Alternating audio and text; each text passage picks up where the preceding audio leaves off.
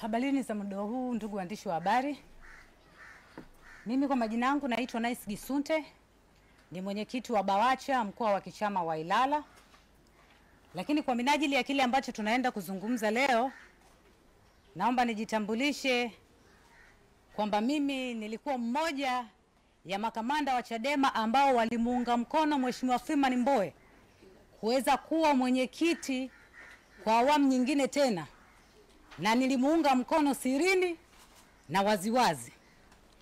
Lakini pia mimi ndiye ambaye niliongoza zoezi la kuchangisha fedha kwa BAWACHA wote wanaomuunga mkono ndani ya chama chetu kwa ajili ya kuweza kumlipia gharama ya fomu ya kugombea Mheshimiwa Mbowe. Lakini pia mimi nilikuwa mmoja wa waratibu wa zoezi la BAWACHA la kumsindikiza Mheshimiwa Mbowe kurejesha fomu kutoka nyumbani kwake kuelekea makao makuu ya chama pale Mikocheni. Lakini pia nilikuwa mmoja wa waratibu walioratibu kula za Mheshimiwa Freeman Mbowe za wanawake katika kanda ya Pwani. Lakini pia nilikuwa mmoja wa waratibu waliozitafuta kura za Mheshimiwa Mbowe kwa upande wa vijana, kwa sababu kwa wakati huo wa uchaguzi mimi nilikuwa namalizia muda wangu wa uongozi kwa nafasi ya mweka hazina BAVICHA Taifa. Kwa hiyo nilikuwa na ushawishi kwa BAVICHA, nikawajibika kwa namna hiyo. Sasa kwa nini sisi BAWACHA tuliomuunga Mbowe mkono tumejitokeza leo kuweza kuzungumza? Ni kwa sababu ya mradi unaoendelea ndani ya chama chetu hivi sasa wa kuwashawishi wanachama wenzetu kuhama na kuaminisha wanachama na Watanzania ya kwamba wanachama waliokuwa wakimuunga mkono Mheshimiwa Freeman Mbowe wanajiondoa Chadema. Ili hali jambo hilo sio kweli. Kwani bado tupo wanachama wengi na viongozi wengi ambao tulimuunga mkono Mheshimiwa Freeman Mbowe kuweza kuwa mwenyekiti, ambao bado tuko Chadema, hatujahama na hatuna mpango wa kuhama chama. Na wenzetu wanapokuja kutekeleza mradi wao huu kwenye chama chetu, wanakuja na vihoja. Mimi naita vihoja, kwa sababu ukiangalia wote kuanzia naye ama akiwa kiongozi wa kitaifa mpaka mwanachama wa kawaida aliyeshawishiwa kuhama, sababu zao wote zinafanana. Na sababu ya kwanza watakwambia ya kwamba tuliomuunga mkono Mheshimiwa Mbowe tunabaguliwa, hatupendwi, hatushirikishwi na maneno yanayofanana na hayo. Na jambo la pili ni ajenda ya chama ya no reform no election. Sasa nitaanza na hili jambo la kwanza. Sio kweli kwamba wanachama na viongozi tuliokuwa tunamuunga mkono Mheshimiwa Mbowe tunabaguliwa ndani ya chama hivi sasa. Na niwaambie jambo moja tu ndugu zetu. Chadema ni taasisi, ni chama cha siasa, na tuna utaratibu wa kujiongoza. Tuna katiba yetu hii. Hii katiba yetu ndio inatupa mwongozo mwanachama na mwanachama washirikiane kwa namna gani. Ni katiba hii ndio inatuelekeza mwanachama na kiongozi washirikiane kwa namna gani. Sisi sio kikundi cha urafiki na ushosti.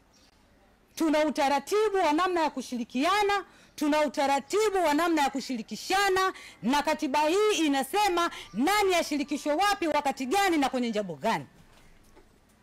Sasa wenzetu wanapotoka kusema kwamba hatushirikishwi, tunabaguliwa, na nyinyi ndugu waandishi wa habari mtusaidie kuwauliza, wanabaguliwa wapi?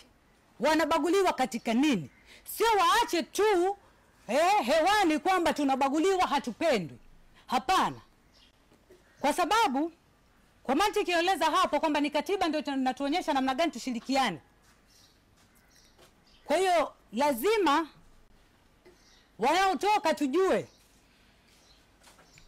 na sijaona hata mmoja kati ya waliotoka kwamba anaweza kuwa na ushahidi kwamba amebaguliwa kwa namna gani. Nitawapa na mifano ili muamini na mimi kwamba hiki wanachosema sio kweli. Wana sababu nyingine inayowafanya wafanye haya.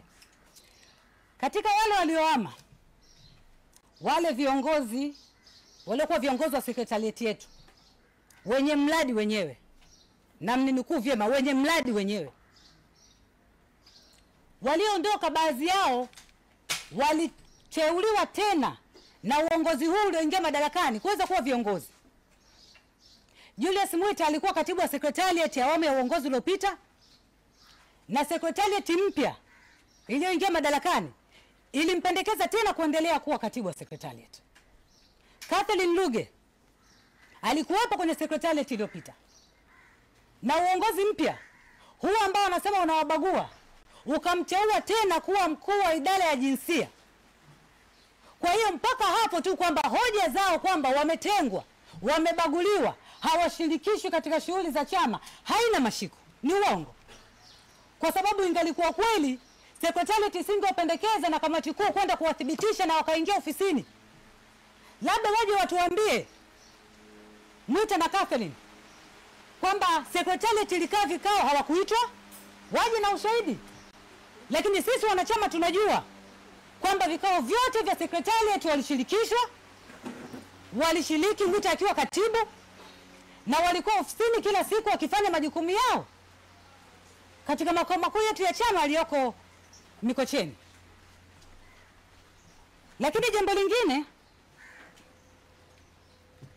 wale viongozi wengine kwa maana ya manaibu wale hawakuteuliwa tena. Kama hawakuteuliwa maana yake hawakuwa na nafasi yoyote, walikuwa ni wanachama wa kawaida mpaka wanaondoka. Kama mwanachama wa kawaida kwa mujibu wa katiba yetu, vikao ambavyo unahudhuria mwanachama wa kawaida, kama Salum Mwalimu alivyoondoka alikuwa mwanachama wa kawaida, kama mzee Kigaila alikuwa mwanachama wa kawaida, kikao walivyokuwa wanaweza kuhudhuria ni kikao cha msingi, ngazi ya chini kabisa ya chama, na kikao cha matawi, yani kwenye matawi yao. Kwa hiyo sehemu ambayo walipaswa kushirikishwa katika vikao na katika utekelezaji wa maazimio ya vikao ni kwenye misingi yao na matawi yao. Yani mzee Kigaila anaishi jimbo la Ukonga, kata ya Mzinga, mtaa wa Mwanagati. Yeye alitakiwa ashiriki kule katika utekelezaji wa shughuli za ujenzi wa chama, na sio kutaka kushirikishwa na viongozi wa taifa, na kitu ambacho sio kweli. Na naomba hapa niweke kumbukumbu nyingine vizuri. Nadhani ndugu waandishi wa habari mtakumbuka, katibu mkuu amekuwa akinukuliwa mara nyingi akisema ya kwamba baada ya ule uchaguzi baada ya kupatikana sekretarieti mpya, aliwaita akitaka wakutane waliokuwa viongozi wa sekretarieti iliyopita na viongozi wapya wa sekretarieti kwa ajili ya kushauriana masuala mbalimbali ya ujenzi wa chama. Lakini walimjibu ya kwamba waache wapumzike. Sasa watu ambao walishirikishwa wakakataa, leo wanatoa wapi walali wa kusema ya kwamba hawashirikishwi? Hawa watu ni waongo, wana mradi wao, wawaambie watu ukweli nini wanachokifanya. Na wakiendelea tutasema kwa sababu tunayajua ambayo wanayafanya. Lakini ndugu zangu, wamefanikiwa kushawishi baadhi ya viongozi wa ngazi za chini. Tumeona viongozi wa kanda, mikoa, majimbo na hata wanachama wa kawaida. Halafu kinachochekesha zaidi, sababu wote ni zile zile. Yaani iliyomuondoa kiongozi wa kitaifa mpaka mwanachama wa kawaida ni ile ile kwamba hajashirikishwa. Tuelewane. Waache kunyoshea vidole viongozi wetu wakuu. Kwa sababu katika mgawanyo wetu wa majukumu, mwanachama wa kawaida au mwanachama wa kata, wa jimbo, wa mkoa, yeye anataka kushirikiana kwa namna gani na kiongozi wa kitaifa. Kwa sababu kwa mujibu sisi wa utaratibu wetu, mimi wa ngazi ya chini, kwa mfano mimi ni kiongozi wa mkoa, napokea maagizo na maamuzi ya chama kutoka ngazi yangu ya juu ambayo ni ngazi ya kanda. Sasa wewe kiongozi wa kata, kiongozi wa jimbo, unaama baada ya kushawishiwa, unasema kwamba sababu yako ya kukuhamisha kwenye chama kwamba upate ushirikiano kwa viongozi wapya. Yaani kidole kinaenda kwa Mheshimiwa Lissu na Mheshimiwa Heche. Hilo jambo sio kweli, kwa sababu utaratibu wetu wa ufanyaji wa majukumu yetu hauko namna hiyo kwa mujibu wa katiba. Kwa waache kudanganya, wawaambie watu ukweli mradi wao ni nini. Lakini hata mimi naweza nikawa ni mfano hai kabisa. Nimetangulia kusema mimi nilikuwa timu mwamba kindakindaki. Lakini baada ya uchaguzi ule sijawahi kubaguliwa mahali popote. Ndio maana ninasema kwa ujasiri kabisa kwamba hakuna ubaguzi, hakuna kutengwa, wala hakuna kuchukiwa. Kwa sababu mimi natokea mkoa wa Ilala, na bahati nzuri au bahati mbaya viongozi wangu wa mkoa wa Ilala, kwa maana mwenyekiti, katibu na viongozi wa mabaraza mengine, watu walikuwa wanamuunga mkono Mheshimiwa Lissu. Tena hadharani, na walikuwa wanafanya place. Lakini baada ya ule uchaguzi wameendelea kunishirikisha kana kwamba hakuna kilichotokea. Kwa maana tumeelewana kwamba uchaguzi umeisha, tumekwisha maliza, tumempata mwenyekiti wetu, tumepata na viongozi wengine, sasa tunaendelea kujenga chama. Na hata mwezi wa pili mwaka huu, uchaguzi ulikuwa mwezi wa kwanza, mwezi wa pili mwaka huu kulikuwa na ziara. Nilishirikishwa na viongozi wenzangu wa mkoa na tukafanya ziara. Kulikuwa na kikao cha mkoa mwezi wa tatu. Nilipewa taarifa na katibu, nilishirikishwa. Nilipewa nafasi ya kuweza kufanya majukumu yangu. Lakini kama hiyo haitoshi, mimi natokea jimbo la Ukonga. Jimbo la Ukonga, idadi kubwa ya viongozi wa jimbo na kwenye bakata huko walikuwa wanamuunga mkono Mheshimiwa Lissu, na ni haki yao. Na mimi ilikuwa ni haki yangu kumuunga mkono Mheshimiwa Mbowe. Lakini baada ya uchaguzi ule mpaka leo tunaendelea na shughuli za chama kwa amani kabisa na kwa morali ya hali ya juu. Ni kwa sababu tunapeana ushirikiano, hatujabaguana. Kwa hiyo sio kweli kwamba watu wanabaguliwa. Mimi nazungumza nikiwa kama mtu ambaye nilikuwa katika timu ya Mheshimiwa Mbowe. Ninapata ushirikiano wa kutosha. Kwa hiyo waambie watu ukweli, kandarasi walionayo ya kuweza kuhakikisha wanaifisha Chadema, na sio kuweza kudanganya watu kwamba wamebaguliwa. Lakini jambo lingine, sababu ya pili ambayo hawa ndugu zetu wanaitumia ni ajenda ya chama ya no reform no election. Sasa hapa naomba tuweke kumbukumbu sawa. Ajenda ya no reform no election ni maazimio ya vikao vya chama. Kwa kuwa ajenda hii ilipitishwa na kamati kuu ya chama chetu iliyoketi tarehe 2 mwezi wa 12 mwaka jana. Na kabla ya kamati kuu, ukisoma hii katiba yetu,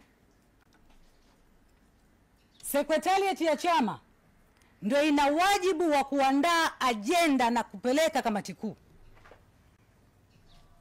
Kwa hiyo kwanza tuelewane hapo.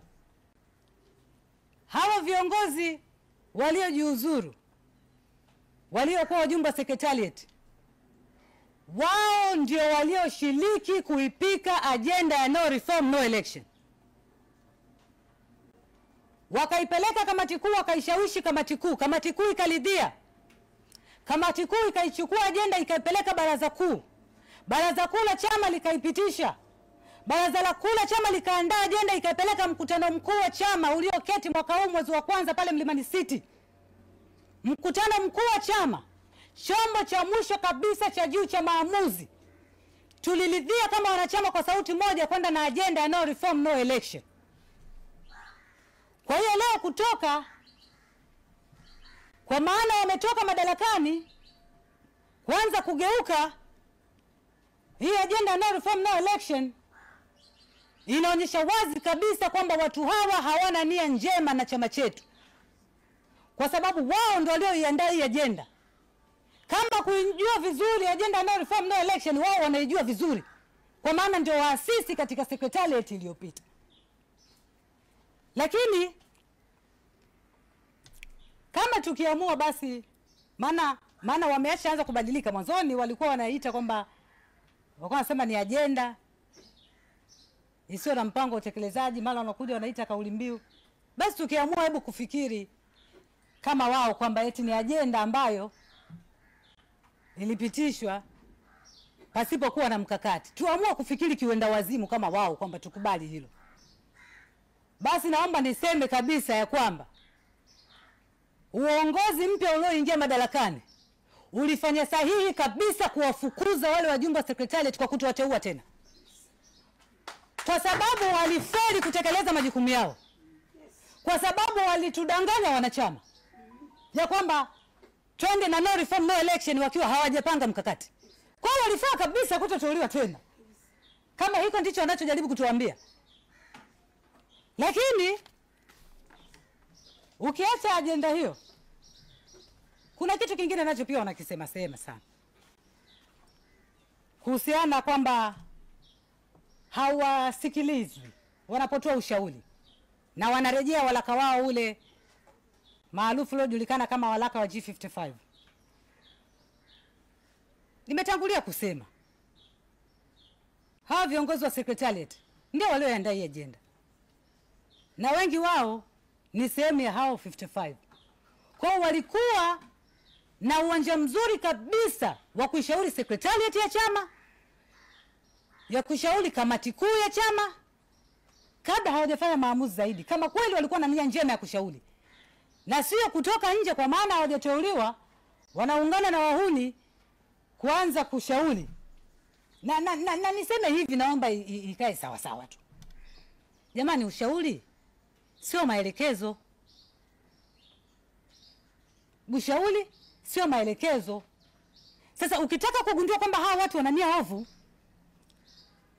ni kwa nini kikundi cha watu wachache, watu wapatao 55, wamekuwa wakishinikiza sana viongozi wetu wakuu waliochaguliwa waweze kutengua maazimio ya vikao vya juu kabisa vya chama, ili hali wao wenyewe wakijua kabisa endapo viongozi wetu waliochaguliwa wakifanya hivyo watakuwa wamevunja katiba, kwa sababu ngazi pekee inayoweza kutengua maamuzi ya mkutano mkuu wa chama ni mkutano mkuu wenyewe. Hakuna ngazi nyingine inaweza kuyatengua.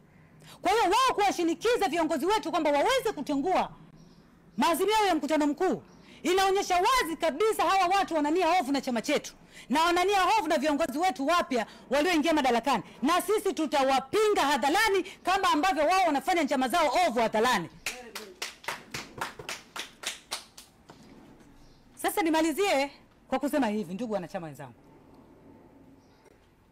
kinachoendelea sasa hivi, huu ni mradi, ni project ya mfumo katika kuhakikisha kwamba inaigawa Chadema ili iweze kuwa dhaifu, isiweze kupambana na CCM.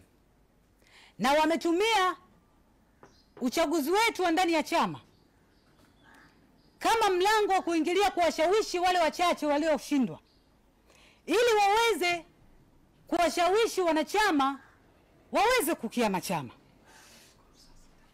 Na ninasema ya kwamba ni mradi kwa sababu hata mimi, hao viongozi wakuu niliotangulia kusema, wenye mradi wao, wenye mradi sio wanachama huku chini wanaohama. Wenye mradi ni wale wakuu wa pale juu walioondoka siku ya kwanza. Walinifikia na mimi, walinifikia kwa maana wakiamini mimi ni mwenzao, tulikuwa timu moja wakati wa uchaguzi wa Mheshimiwa Mbowe. Wamenifikia kunishawishi kuweza kuhama chama, na mpango wao wamenishirikisha, na tutaweka wazi, hatuna cha kuogopa. Maana wanachama tunajua, hii tunaongea na nyinyi wananchi, wanachama tunajua ya kwamba wanaelekea Chauma, na wameahidiwa ya kwamba wataachiwa baadhi ya majimbo yapatayo 30. Wameahidiwa kupatikana kwa viti maalum. Hivyo na mimi walikuwa wananishawishi kwamba niende nitapata viti maalum. Wameahidiwa fedha kwa ajili ya kufanya kampeni, milioni 100 mpaka milioni 200 kila jimbo, na lengo lao ni kusimamisha walau wagombea katika majimbo 100 ili kuisaidia CCM na watawala kuweza kuhalalisha ya kwamba kutakuwa na uchaguzi wa ushindani wa vyama vingi endapo Chadema hatutaingia. Kwa maana tumesema hatutaenda kwenye uchaguzi wa namna hii na hakutakuwa na uchaguzi. Kwa hiyo wamewawezesha magari na watawawezesha fedha. Wakiisha maliza hii movie ya kuhama, itakayofuata ni hawa ambao wamehamia Chauma kutoka kwetu kuanza kupita mikoani wakizidi kushawishi na kukitangaza chama ambacho wamejiunga nacho. Kwa hiyo mpango huko hivyo, na hawajanishirikisha mimi peke yake, wameshirikisha viongozi wengi, wamewafuata watu wengi sana ambao tulikuwa tunamuunga mkono Mheshimiwa Mbowe. Watu wamekataa tu, ndio maana naona wanaondoka kwa vikundi vidogo vidogo. Wamefuata watu wengi sana. Kwa hiyo hayo tunayajua na ushahidi tunao, na kama wakibisha tutauweka hadharani. Tumetunza risiti, ni mradi, na lengo kubwa ni kuhakikisha wanaihafifisha Chadema. Hawana lengo la kutoka kwenda kwenye chama kingine ili wapambane na dola, ili wapambane na CCM. Wao wanataka kupambana na Chadema. Sasa ndugu wanachama wenzangu, akili za kuambiwa changanya na zako. Ulijiunga Chadema wewe binafsi ukiwa umeamini katika itikadi, falsafa, dira na malengo ya Chadema. Kwa hiyo niwakumbushe tu wanachama wenzangu kwamba tusikubali kuwa sehemu ya mradi wa watu wachache ambao wanatushawishi tuweze kukihama chama chetu ili wao waweze kunufaika kwa kupata viti vichache vya ubunge na fedha. Kwa sababu hata ile zoezi ambalo linaendelea sasa hivi kupita mikoani kuhamasisha wanachama wetu kuweza kuhama na kufanya hizi plesi, fedha imetoka kwa ajili ya zoezi hilo. Lazima tujiulize, hizi plesi zinazofanya kila siku zinagharamiwa na nani? Watu wanatoka mikoani wanakuja Dar es Salaam kufanya press. Ni fedha imetoka kwa ajili hiyo, na tunajua wanawaahidi wanachama fedha, wanaenda kwenye press wanapewa nauli. Kwa hiyo ndugu wanachama wenzangu, tusishawishike, tusidanganyike kuwa sehemu ya miradi wa watu. Hao wanaotoka hawana nia njema kabisa ya kupigania mabadiliko, hawana nia njema ya kuwakomboa Tanzania, bali wapo kwa ajili ya kupigania matumbo yao na maslahi yao ya muda mfupi. Na nimalizie kwa kusema namna hii. Chadema ipo imara na itaendelea kuwa imara. Chadema haiwezi kufa wala kuyumbishwa kwa sababu wanachama wachache walioamua kusaliti mapambano, walioamua kuangalia maslahi yao binafsi wanapotoka ndani ya chama chetu. Kwa sababu Chadema ni chama ambacho kina wanachama wengi sana, na tuna mtandao wa ngazi ya uongozi mpaka chini kabisa kule kwenye misingi. Kwa hiyo ni chama ambacho kiko imara sana. Na pia Chadema ni chama ambacho ndicho kinaongoza kwa kuungwa mkono na Watanzania walio wengi. Kwa hiyo Chadema haiwezi kufa kwa tamaa za watu wachache. Tuko imara kuliko jana na tutaendelea kuwa imara. Na niwafikishie salamu tu hao wahuni, hao wenye mradi wao. Kama ambavyo wanapambana na mradi wao kwa wivu mkubwa, na sisi tutakilinda chama chetu kwa wivu mkubwa. Tutalinda viongozi wetu kwa wivu mkubwa. Mungu ibariki Chadema, Mungu ibariki Tanzania. Asanteni kwa kunisikiliza.